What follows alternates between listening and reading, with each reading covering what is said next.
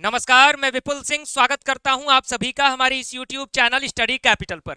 और CUET PG 2023 के cut off को लेकर के बहुत सारे स्टूडेंट्स की क्वेरीज हैं जिनके मार्क्स कम आए हैं।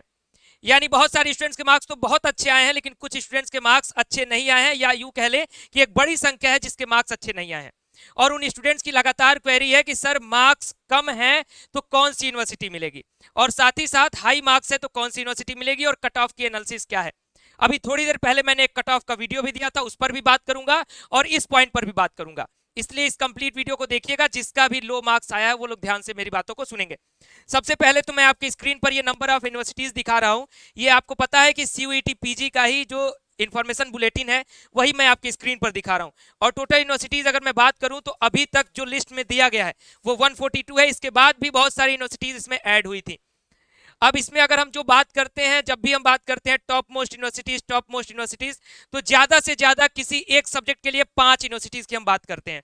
जैसे दिल्ली यूनिवर्सिटी हो गया, BHU हो गया, पौंडीचेरी यूनिवर्सिटी हो गया, इफ्लू हो गया, SCU हो गया। अधिक से अधिक इन्हीं यूनिवर्सिटीज पर हम लोग बात करते हैं। बाकी जितनी भी यूनिवर्सिटीज इस लिस्ट में बच जाती हैं, चाहे वो central university of Himachal Pradesh हो, जम्मू हो, झारखंड हो, कर्नाटका हो, केरल हो, उड़ीसा हो, राजस्थान हो, ऐसी बहुत सारी यूनिवर्सिटीज हैं जिसमें आप लो मार्क्स पर भी एडमिशन पा सकते हैं। अब सवाल ये बन जा रहा है स्टूडेंट्स का कि सर अभी थोड़ी देर पहले आपने कट ऑफ वीडियो दिया था, और कट ऑफ वीडियो में आपने बताया था कि अगर आपका इतना मार्क्स है तो आपको टॉप मोस्ट यूनिवर्सिटीज मिलेंगे। उसमें बहुत सारे स्टूडेंट्स पैनिक कर गए और परेशान हो गए कि सर मेरा मार्क्स तो इससे कम आ रहा है, यानी क्या मेरा एडमिशन नहीं हो पाएगा क्या किसी भी यूनिवर्सिटी में। तो उस वीडियो को जितने लोगों ने देखा है बहुत अच्छी बात है, वो तो आप देख गए होंगे उसका पूरा डाटा। जो नहीं देखे इस वीडियो के बाद देख भी लीजिएगा। जिस वीडियो की बात मैं कर रहा हूं, उस वीडियो में मैंने स्पष्ट तौर पर आपसे कहा था कि टॉप मोस्ट यूनिवर्सिटीज, जिसमें मैं सिर्फ BHU DU इसी प्रकार की यूनिवर्सिटीज की 2-3 यूनिवर्सिटीज की ही बात कर रहा था। मैंने स्पष्ट तौर पर बोला था अगर आपका मार्क्स उससे कम है तो बाकी यूनिवर्सिटीज के ऑप्शंस आपके लिए खुले हैं। ठीक, और उसके साथ ही साथ उन यूनिवर्सिटीज में भी उसके जो छोटे कॉलेजेज हैं, जैसे BHU का एफिलिएटेड कॉलेज, मैंने उसकी भी बात नहीं की थी। उसमें सिर्फ मेन कैंपस के टॉप जो सीट्स हैं उसी पर मैंने बात किया था। इसलिए आप लोग उसको देख करके पैनिक ना हो जाए जिनके कम मार्क्स हैं, क्योंकि देखिए जो आपका CUET पीजी का मार्क्स है वो बहुत सारी चीजों पर डिपेंड करेगा। मैंने आपको बोला था कट ऑफ आपकी यूनिवर्सिटीज टू यूनिवर्सिटीज वेरी करेंगे कट ऑफ, यानी ऐसा नहीं है कि अगर BHU का कट ऑफ पॉलिटिकल साइंस में अगर हाई जा रहा है तो जरूर SCU का भी पूरा चला जाएगा। ठीक, तो उसमें आपके चांसेस बनेंगे। और बाकी आप DU SCU इफ्लू इन सबको अगर बाहर कर देंगे तो बाकी यूनिवर्सिटीज के कट ऑफ और भी लो चले जाएंगे। अगली बात है कैटेगरी टू कैटेगरी। जैसा कि मैंने उस वीडियो में भी आपको स्पष्ट तौर पर कहा था कि आपका जो कट ऑफ है वो कैटेगरी टू कैटेगरी वेरी करेगा। मैंने जो कट ऑफ वीडियो दिया है उसमें जनरल कैटेगरी का मैंने जिक्र किया है। मैंने स्पष्ट रूप से बताया है कि अगर आप OBC कैटेगरी से हैं तो कम से कम उस जनरल से अपना 15 से 20 मार्क्स कम करके भी आप जोड़ सकते हैं। अगर कम मार्क्स है तो भी आप एडमिशन के लिए एलिजिबल हैं। SC कैटेगरी से आते हैं कम से कम 30-35 माइनस कर लीजिए। ST कैटेगरी से आते हैं कम से कम 40 माइनस कर लीजिए। अगली बात है कि जो कट ऑफ वेरी करेगा वो शुरुआती कट ऑफ और लास्ट कट ऑफ में बहुत ही वेरिएशन होगा। इसलिए मैंने ये भी बोला है कि आपको लास्ट तक पेशेंस रखना होगा, क्योंकि जब शुरुआती 1-2 कट ऑफ हाई जाती है उसके बाद स्टूडेंट्स एक तरीके से अपने आप को वहां से हटा लेते हैं कि लग रहा है मेरा एडमिशन नहीं हो पाएगा, और लास्ट चांस जिनका कम मार्क्स भी होता है वो भी एलिजिबल हो जाते हैं उसके लिए। इसलिए अगर आप मॉडरेट मार्क्स पर हैं तो लास्ट तक अपने होप को बनाए रखिएगा। अगली बात है कि addition of extra marks for each questions.